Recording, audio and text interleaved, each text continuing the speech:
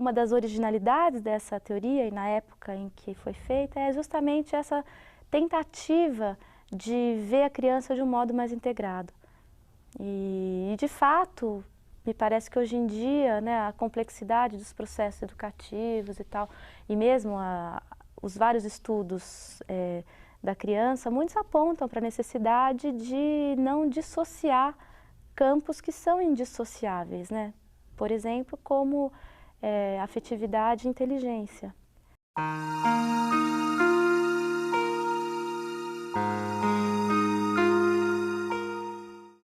Henri Vallon nasceu na França em 1879. Viveu toda a sua vida em Paris. Antes de chegar à psicologia e à educação, passou pela filosofia e pela medicina. Vallon viveu num período marcado por muita instabilidade social e turbulência política. Acontecimentos como as duas guerras mundiais, o avanço do fascismo no período entre guerras, as revoluções socialistas e as guerras para a libertação das colônias na África atingiram profundamente a França. Participou ativamente de movimentos contra o fascismo e da resistência à ocupação nazista. Atuou como médico em instituições psiquiátricas até 1931, atendendo crianças com deficiências neurológicas e distúrbios de comportamento. Ele via a escola como um contexto privilegiado para o estudo da criança. Acreditava que a pedagogia oferecia campo de observação à psicologia e questões para investigação. A psicologia, por sua vez, ao construir conhecimentos sobre o desenvolvimento infantil, ofereceria um importante instrumento para o aprimoramento da prática pedagógica. Foi um dos autores do Plano Langevin-Vallon, um ambicioso projeto de reforma de ensino. Faleceu em 1962. Bom, o projeto teórico da teoria do Vallon, na sua vertente, né, de psicólogo, é a psicogênese da pessoa, isto é, estudar a gênese dos processos que constituem o psiquismo humano. Por meio do estudo da criança, e ele concentrou os seus estudos nas fases iniciais da infância, a intenção é compreender como que vai se imbricando, articulando a complexidade de campos e de fatores que constituem o psiquismo humano, tendo ressalvado que ele tem um limite que é estudar o campo da consciência. Nessa tentativa de olhar a criança de um modo integrado, ele vai delinear 4 campos, que são chamados campos funcionais, sobre os quais a teoria vai fornecer mais elementos.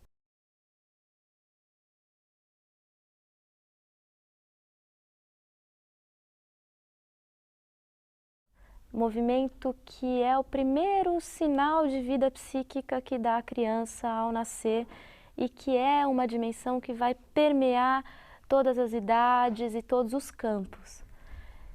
E é interessante destacar que no estudo do movimento, o Vallon discrimina 2 dimensões do movimento. Uma é a dimensão mais expressiva, isto é, que é um movimento que não significa deslocamento necessariamente, mas que é a expressão que está na base das emoções. E a outra dimensão do movimento que ele vai estudar é sim a dimensão instrumental, isto é o movimento mais comumente estudado, né, que é de ação direta sobre o meio físico, o meio concreto.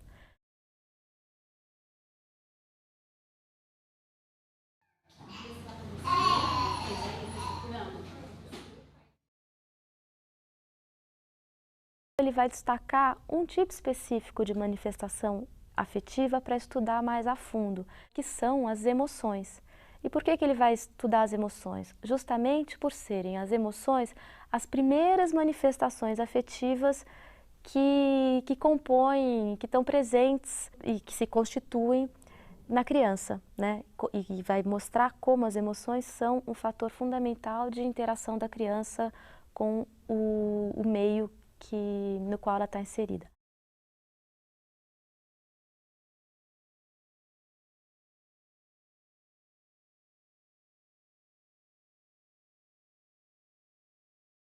Então, a teoria do Vallon vai nos fornecer elementos interessantes também para compreender o desenvolvimento da inteligência, e da inteligência, que também é um campo abrangente, ele vai destacar aquilo que ele chama inteligência discursiva, isto é, a inteligência que se expressa e que se constitui por meio da linguagem, por meio da fala, inclusive.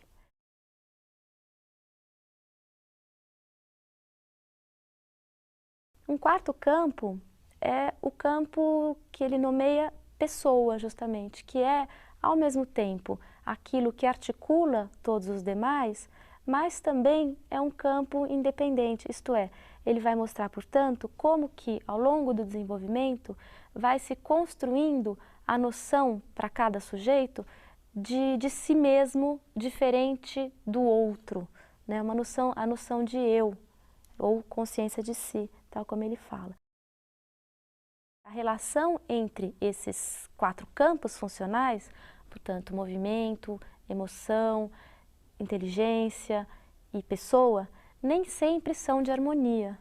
Isto é uma relação também que está muito marcada pelo conflito, pelos antagonismos, embora cada um desses campos sejam inseparáveis uns dos outros. Além de tentar ver a criança de forma integrada, esse olhar teórico vai buscar enfocá-la de modo contextualizado, isto é, a pessoa inserida nos seus meios, nos seus contextos de atuação. Portanto, a atitude teórica de Vallon vai ser sempre procurar compreender o sentido de uma conduta em função dos contextos nos quais essa conduta está inserida.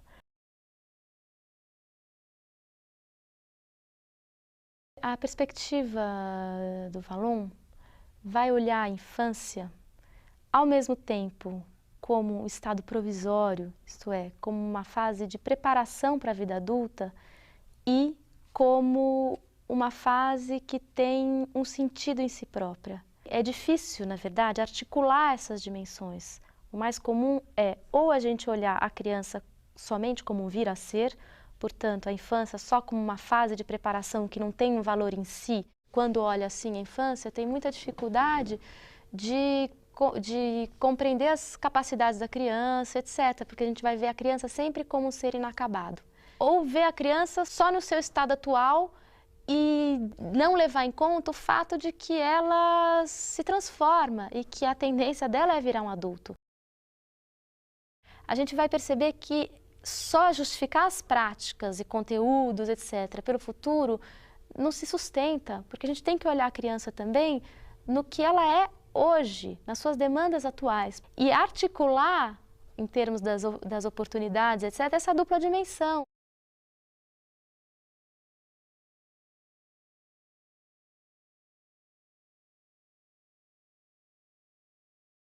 Mas é evidente que a escola também não pode anular uma terceira dimensão temporal, que é a história da criança.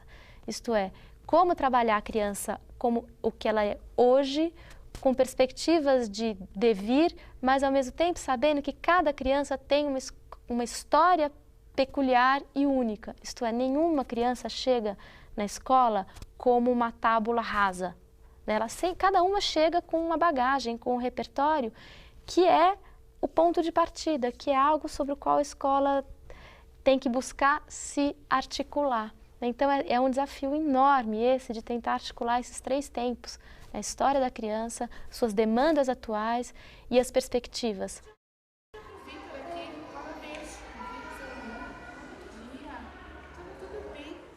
Quando ele fala e estuda as emoções, está se referindo a um tipo específico de manifestação afetiva. Portanto, as emoções se inserem no campo maior que é a afetividade. São várias as peculiaridades das emoções, dentre elas serem manifestações afetivas que se expressam, isto é, que são visíveis para o outro e que são mais claramente identificáveis pelo próprio sujeito e que têm uma variabilidade intensa e que com frequência vêm acompanhadas de modificações no próprio funcionamento orgânico do corpo. Para compreender o sentido das emoções no desenvolvimento humano, é necessário olhar os primórdios da vida humana, portanto, as primeiras situações, reações do recém-nascido. Ele é desprovido de capacidades que lhe possibilitem agir diretamente sobre o meio físico. Ele está num estado de imperícia, porque ele não consegue pegar a mamadeira sozinho, etc. Ao mesmo tempo que ele tem essa imperícia do ponto de vista das condutas que possibilitariam a ele agir diretamente sobre o meio físico, ele é dotado de uma enorme expressividade, isto é, toda uma gestualidade que no começo é disparatada, desintegrada, desarticulada, que parece sem sentido, o próprio choro como uma manifestação emocional de uma força intensa, tem uma expressividade muito grande. Nesse sentido, a gente vê como que o bebê pequeno é eficaz, porque ele é capaz de mobilizar toda uma família, né, com seu choro, por exemplo. E essa mobilização dos outros que decorre disso se explica, segundo Vallon, pela natureza contagiosa, né, com a possibilidade de contágio inerente às manifestações emocionais.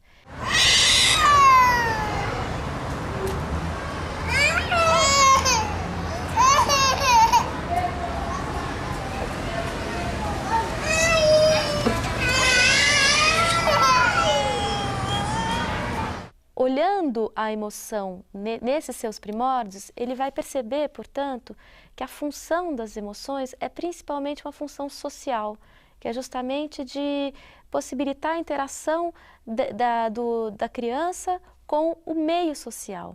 Nesse sentido, o primeiro meio com o qual interage a criança não é o meio físico dos objetos, mas é o meio das pessoas. Então, essa ligação profunda da criança pequena com as pessoas com quem ela convive, e sobretudo com as pessoas das quais ela depende.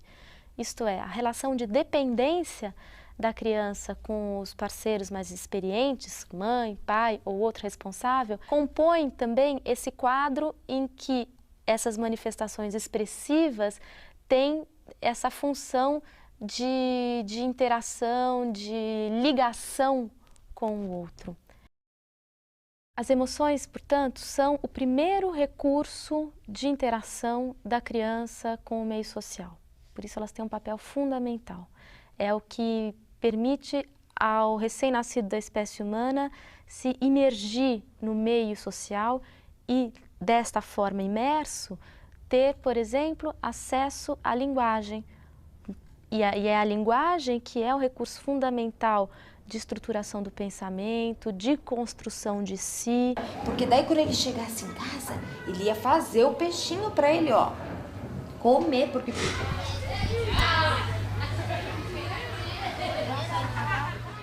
Mesmo quando a linguagem se consolida como um recurso de interação social, as emoções continuam como um tipo de manifestação muito presente e ainda muito fundamental nas interações sociais. Porque, como eu disse no início, as emoções têm por uma característica importante a sua extrema contagiosidade entre os indivíduos. E esse traço é um traço que fica muito claro nessas situações de dinâmica de grupo, por exemplo. Quantas situações em sala de aula não podem ser melhor compreendidas se a gente vê esse fator? Vou dar dois exemplos. Um exemplo que são situações de turbulência, né, que situações de alvoroço e etc., que muitas vezes têm motivos muito concretos para ocorrerem. Motivos concretos e que estão na base das práticas educativas que têm que ser ajustadas. Mas outras vezes, essas situações de turbulência e alvoroço parecem não ter motivo concreto, mais ligado à organização da atividade. E aí a gente pode entendê-las melhor recorrendo a essa ideia das emoções. Isto é, então muitas vezes é a excitação de uma criança ou do próprio professor que contagia as crianças, que contagia o professor e acaba criando algumas situações, às vezes, de muito descontrole. Mas essa mesma contagiosidade das emoções, ela também está presente nas dinâmicas de grupo de um modo muito positivo, que é, por exemplo, aquilo que permite que um professor, quando está entusiasmado com a sua atividade, entusiasmado com aquele conhecimento que ele quer partilhar com as crianças, consiga, por meio do seu entusiasmo, que vai se refletir no tom da voz, na expressão dos olhos, na postura do corpo dele, consiga contagiar positivamente as crianças que tenderão a ficar igualmente entusiasmadas por esse conhecimento.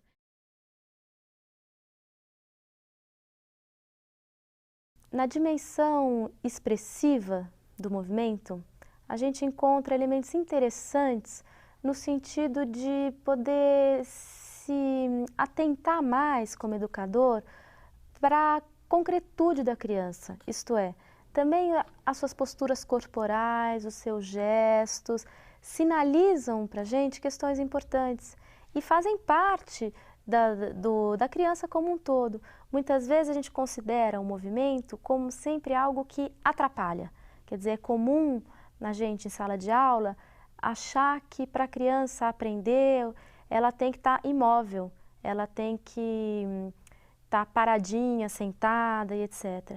E se a gente for integrar essas questões mais teóricas acerca do movimento, e mesmo se a gente começar a afinar o nosso olhar sobre o movimento, a gente vai ver que, ao contrário, muitas vezes é graças a essa dimensão mais expressiva do movimento, pequenos gestos ou interações com os colegas, etc., que a criança consegue aprender.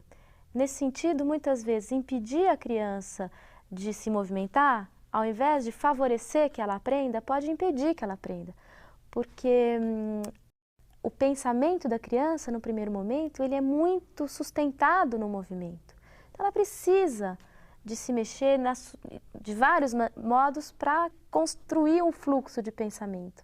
O Vallon vai destrinchar o complexo processo pelo qual vai se construindo na criança a capacidade de controlar o seu próprio movimento. Vai mostrar como isso é difícil, como isso é custoso, como isso é gradual. Alguns aspectos têm que ficar bem claros. O primeiro aspecto é essa dimensão mais expressiva do movimento como algo a ser olhado pelo educador. O educador não compreende a criança só por meio da sua produção escrita, compreende a criança também por meio da sua mobilidade, da sua postura corporal, dos seus gestos, da sua instabilidade ou da sua apatia e etc. Um outro aspecto fundamental de ser compreendido é a complexidade do processo pelo qual se constituem capacidades fortemente exigidas pela escola. Basicamente, as questões ligadas à contenção motora e à focalização da atenção, que são processos ligados ao que o Vallon chama de autodisciplina mental e que tem uma construção muito complexa e muito ligada ao processo da aprendizagem. E o discurso e as práticas escolares normalmente tratam essas capacidades como pré-requisito para a aprendizagem. Só que essa relação está mal compreendida, porque elas não são só pré-requisito da aprendizagem, são também resultado da aprendizagem. Então é preciso refinar o olhar para saber quando de fato o movimento tem que ser coibido, contido, e quando que ele tem que ser favorecido. E talvez em condições diferentes das que são oferecidas normalmente nas salas de aula, por exemplo. Mas o primeiro passo é afinar o olhar acerca dessa dimensão.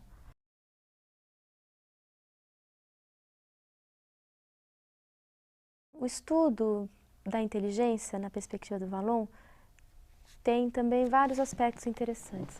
Um deles é a ideia de que a inteligência nasce das emoções, isto é, a inteligência se constitui, se constrói em cada indivíduo graças a esse primeiro momento de fusão emocional que há no início da vida humana, e por meio desse momento de fusão emocional é que a criança pequena tem acesso à linguagem própria do seu meio. E é esse acesso à linguagem, num primeiro momento, um acesso basicamente emocional, porque o que está em jogo é muito mais a tonalidade afetiva da linguagem do que o seu conteúdo semântico, do que o seu significado, é por meio desse acesso afetivo com a linguagem que a criança vai se apropriando da linguagem e é por meio dessa apropriação da linguagem que vai se construindo a inteligência baseada na linguagem, quer dizer, a inteligência que o Vallon vai destacar como a inteligência discursiva, que organiza a ação de um outro modo, que está baseada na ideia de representação, isto é, da criança poder representar a realidade independente de estar em contato direto com aquela realidade. Logo, essa ideia de que a inteligência nasce da emoção mostra para a gente o quanto a afetividade e a inteligência estão intimamente ligados. Uma vez que a inteligência vai se constituindo como um campo importante do funcionamento psíquico, a tendência é que vá se instalar também uma relação de antagonismo entre a inteligência e a emoção. Isto é, são dois campos que são completamente ligados uns aos outros, mas entre esses dois campos vai haver constantemente uma relação de conflito e antagonismo. A inteligência também, ela se apoia fortemente no ato motor. Por exemplo, para ilustrar isso, é a gente lembrar dos primeiros faz de conta da criança, onde ela faz um gesto que representa um objeto. Então, esse gesto que representa uma ideia ilustra para a gente o quanto a representação mental está fortemente ligado ao movimento no início. E a tendência é que, gradualmente, a inteligência, o funcionamento mental, vá se descolando do movimento. Mas esse é um processo gradual e é um processo que nunca se completa totalmente. Basta cada um de nós pensarmos o quanto a gente move as mãos para falar ou o quanto a gente pensa melhor ou pior numa dada posição, num determinado movimento.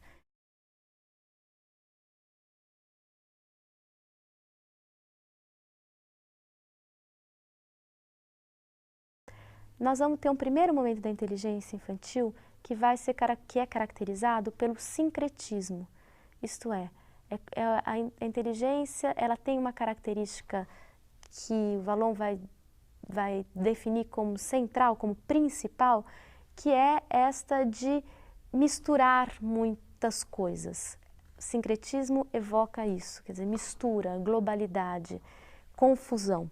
O pensamento sincrético é um pensamento, por exemplo, em que a criança não separa a qualidade da coisa. Por exemplo, é uma situação em que a criança pequena tem dificuldade de aceitar que, sei lá, uma criança de 2 anos, ou de 2 anos, 3 anos, que briga com uma outra criança que ela descobre que a mãe tem o mesmo nome. Então, nessa situação em que o menino briga com o outro que diz, minha mãe chama Eliana, e o primeiro menino diz, minha mãe também chama, é a minha mãe que chama Eliana, e não admite que a mãe do segundo possa ter o mesmo nome que a dele, a gente vê um exemplo de sincretismo. Por quê? É como se o nome Eliana fosse colado à figura da mãe dele.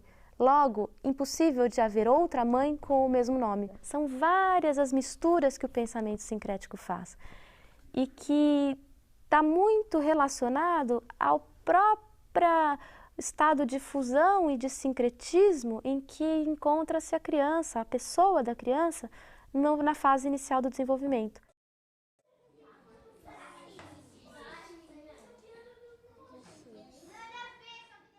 Então, a direção do desenvolvimento da inteligência é do estado de total indiferenciação para estados progressivos de diferenciação. Esse estado que caracteriza a infância é chamado, então, de sincretismo, né? O pensamento sincrético, como o Vallon vai definir, e conforme vão se processando diferenciações fundamentais no sincretismo, a criança constrói algo que o Vallon vai chamar como pensamento categorial.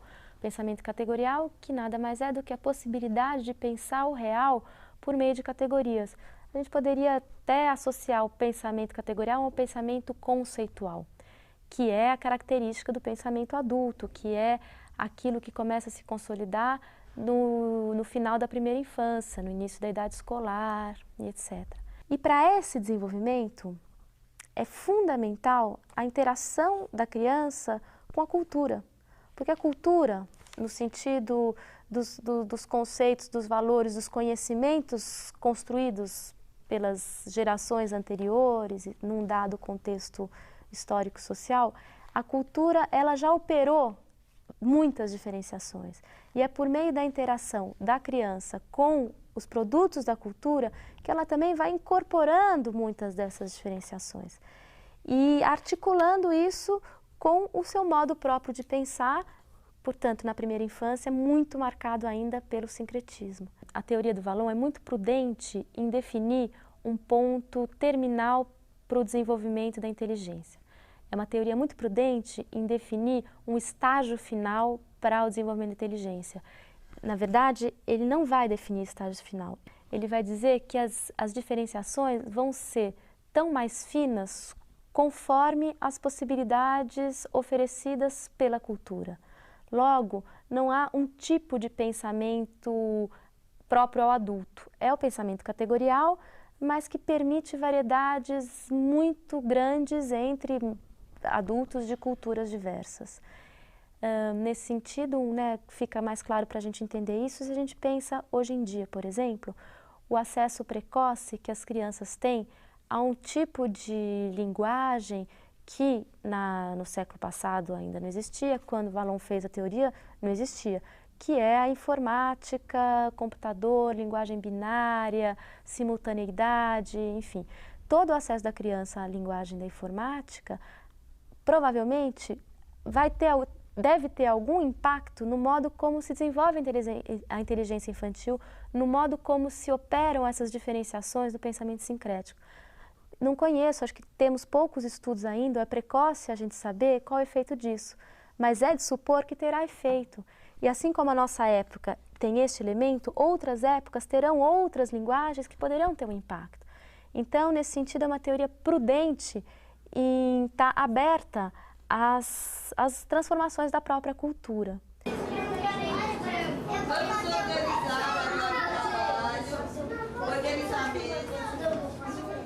Embora sejam valorizadas as conquistas do pensamento infantil na direção de maiores diferenciações, portanto, valorizada a construção do pensamento categorial, que é o que permite operações conceituais, elaboração de teorias, etc., a perspectiva do Vallon vai também valorizar o pensamento sincrético. Quer dizer, esse pensamento próprio da criança, onde vários planos se misturam, onde qualidade e coisa aparecem colados, onde muitas vezes a gente tem a ideia de uma confusão, esse tipo de pensamento é fundamental e vai estar sempre presente mesmo no adulto. É fundamental, por exemplo, para as novas invenções. Quer dizer, muitas vezes as invenções, as criações novas, dependem de um momento provisório de sincretismo, de confusão, a partir do qual emergem novas categorias de pensamento.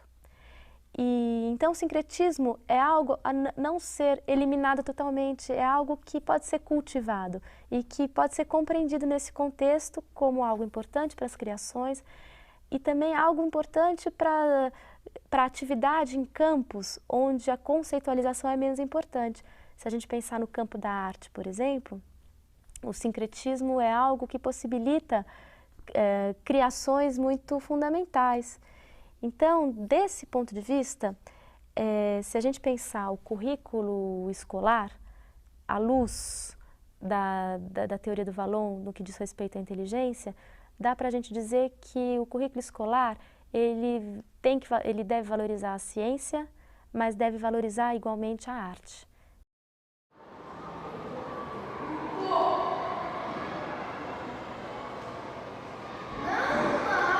A pessoa é como se fosse a unidade na qual se articulam movimento, afetividade, inteligência, mas é ao mesmo tempo uma unidade em si, isto é, O Vallon vai estudar como se constrói na criança a consciência de si, a ideia de uma unidade subjetiva, ideia que não é dada desde o nascimento, porque no início a criança, dado que inserida nesse contexto de fusão emocional, ela não se percebe como uma unidade diferenciada do outro, ela se percebe como fundida, diluída, colada ao outro ou ao outro, quando eu digo outro, estou dizendo tanto as pessoas significativas, como as próprias condições mais concretas na onde ela está inserida. E essa consciência de si vai se construir gradualmente por meio de processos interessantes. Então, a perspectiva do Vallon não vai dizer que a criança se socializa conforme se desenvolve. Vai dizer, ao contrário, que no início da vida o estado de socialização é máximo. É tão grande que a criança é justamente confundida no outro.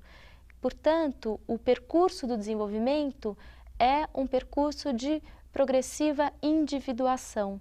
É um percurso no qual a criança vai tendo que se diferenciar do outro para poder construir-se como uma unidade, como uma identidade diferenciada e com uma certa estabilidade. Dentro dessa ideia, então, desse estado máximo de socialização no início e de um percurso de individuação progressiva, a gente vai ter que, na construção da pessoa, a relação com o outro é um aspecto fundamental. E nessa relação com o outro, a gente pode identificar um duplo movimento.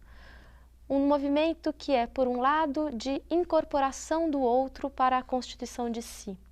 Quando eu falo incorporação do outro, eu estou me referindo, por exemplo, às condutas de imitação. A conduta de imitação que é algo muito presente na criança em várias fases da vida e que a gente vê que a imitação dirigida a pessoas que lhe são significativas. E nessa imitação a gente vê o quê? A criança incorporar o outro como, e por meio dessa incorporação é como ela estivesse alargando as fronteiras do seu eu. Só que ao lado desse movimento de imitação, a gente vai encontrar um movimento com direção oposta, que é um movimento de expulsão do outro, que se concretiza nas condutas de oposição, que é quando a criança nega o outro, em suas propostas, em seus convites, em suas opiniões, em suas atitudes. E a oposição ao outro, uma conduta sempre recorrente no sentido de favorecer a diferenciação, mas uma conduta que vai aparecer em algumas fases do desenvolvimento psicossocial de modo concentrado. Então, duas fases em que a oposição ao outro aparece de modo concentrado são uma fase no início da infância, que Vallon vai situar por volta dos 3 anos e mediações, e que é a fase do personalismo. E a fase do personalismo é justamente onde a criança nega sistematicamente o outro, opõe-se sistematicamente ao outro, recusa a ajuda, briga pela posse de objetos e afirma muito fortemente a independência do seu eu. E uma outra fase onde a oposição aparece de modo concentrado e com um papel fundamental na construção da pessoa é a adolescência. Quer dizer, na adolescência também, a oposição sistemática do adolescente ao adulto, por exemplo, é algo que revela essa direção de se diferenciar do adulto, ao dizer não às opiniões, às posições do adulto, é o modo do adolescente estar dizendo sim às suas próprias posições, atitudes, convicções, e por esse movimento está se constituindo.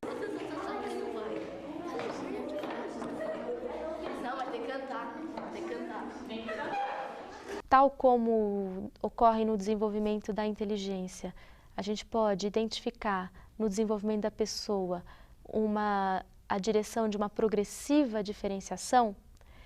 Essa diferenciação também nunca é total, isto é, o outro nunca é uma dimensão sempre presente para o eu, de modos diferentes, evidentemente, conforme a pessoa e conforme a situação. Quer dizer, isso vai ser interessante o Vallon mostrar que mesmo no adulto, há situações em que o próprio adulto mistura-se mais ao outro, perdendo a nitidez dos contornos do seu próprio eu. Por exemplo, em situações de cansaço ou em situações de enamoramento.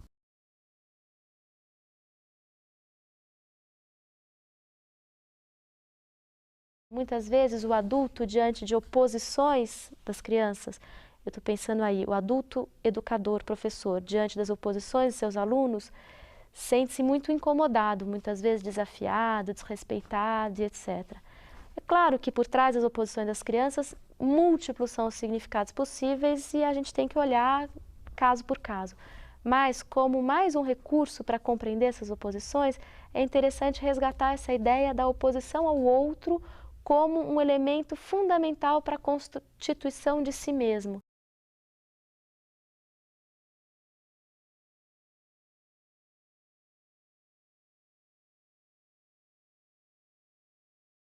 A criança não é o resultado linear do meio no qual ela vive.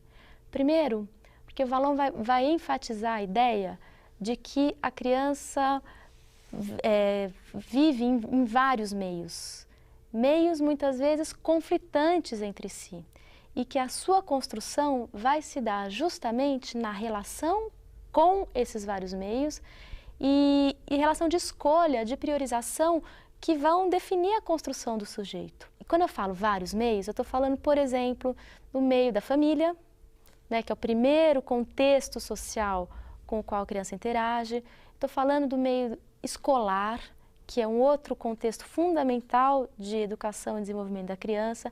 Estou falando também de meios não tão concretos, como, por exemplo, o meio dos valores, que podem ser diversos. A criança pode ter acesso aos valores da família, pode ter acesso a valores de uma outra comunidade, na escola serem outros valores e etc. Essa ideia é importante porque quebra uma ideia muito fortemente presente na escola de que a criança é um resultado linear do seu meio familiar. Essa ideia está presente, por exemplo, em falas frequentes no contexto escolar, que são falas que atribuem à família a responsabilidade pelas condutas da criança na escola. Então, por exemplo, a criança com problemas de comportamento ou de aprendizagem, é comum na escola a gente dizer, é comum na escola a gente explicar isso por uma suposta família desestruturada na qual a criança estaria inserida. Essa fala, ela torna-se completamente descabida se eu penso nesse princípio. Por quê? É evidente que o contexto familiar da criança interfere fortemente e a criança, ela se constitui muito fortemente em função da sua história de vida, das suas relações familiares. No entanto, a escola, ao se constituir como um outro contexto de desenvolvimento, ela pode muito bem criar outras relações com a criança que diferenciem o tipo de relações que a criança tem na família.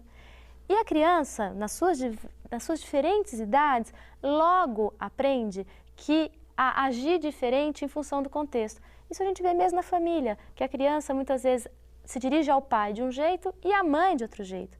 Quer dizer, na escola é a mesma coisa, a escola pode muito bem construir relações com as crianças que tenham a ver com aquele contexto. E não só imaginar que a criança vai reproduzir na escola relações que ela tem na família. É claro que ela traz isso, mas ela não se limita a isso, porque faz parte dos potenciais do sujeito, justamente, articular-se diferentemente aos vários contextos nos quais ele se insere. Logo, isso quebra a suposição da escola de que, para ela ter êxito na sua tarefa educativa, ela precisa ter uma total sintonia com a educação familiar. Não. Muitas vezes, justamente, a escola pode ser uma alternativa à educação familiar e a criança lidar com isso. É claro que eu estou falando de um modo generalizado, tem casos de mais dificuldade, mas como princípio a escola tem esse potencial, isto é, de possibilitar para a criança um outro contexto e neste outro contexto possibilitar que a criança ocupe lugares diferentes dos lugares que ela ocupa na situação familiar. Por exemplo, na família a criança determinada criança ou adolescente, mas estamos falando mais da criança, ela é o segundo filho. E segundo filho que tem um determinado tipo de relação com pai, com mãe, com irmãos. Na escola, essa mesma criança pode ser boa em matemática, pode ser ruim em português, pode gostar de ficar com determinados amigos numa situação X, estar com outros amigos numa situação Y. A escola potencialmente oferece lugares diferenciados para a criança ocupar.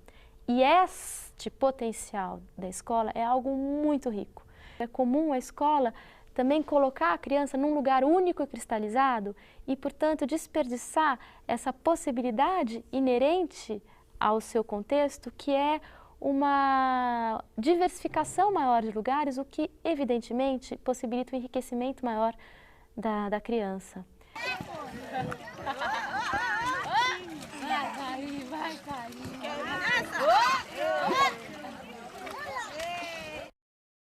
Diante de uma teoria tão complexa, né, o que a gente fez foi pincelar alguns aspectos que apontam para o interesse e a atualidade dessa perspectiva teórica e é evidente que longe de esgotá-los, né? A ideia é que cada um possa ir por sua conta, aprofundando os aspectos que interessar mais e tal. E o que é importante destacar, talvez, para a gente concluir, é a convergência desse olhar teórico com preocupações muito atuais, que é como a gente construiu, como a gente fazer uma educação para todos, né? Aí a dimensão política da educação para todo mundo, independente da sua origem social, lugar de nascimento, etc. E, ao mesmo tempo, uma educação para cada um. Quer dizer, que a escola consiga dar conta de uma educação que responde a um direito social, portanto, a uma demanda social de uma sociedade que se quer mais democrática e mais justa, e, ao mesmo tempo, uma educação escolar que faça sentido para cada um dos sujeitos que têm acesso à escola.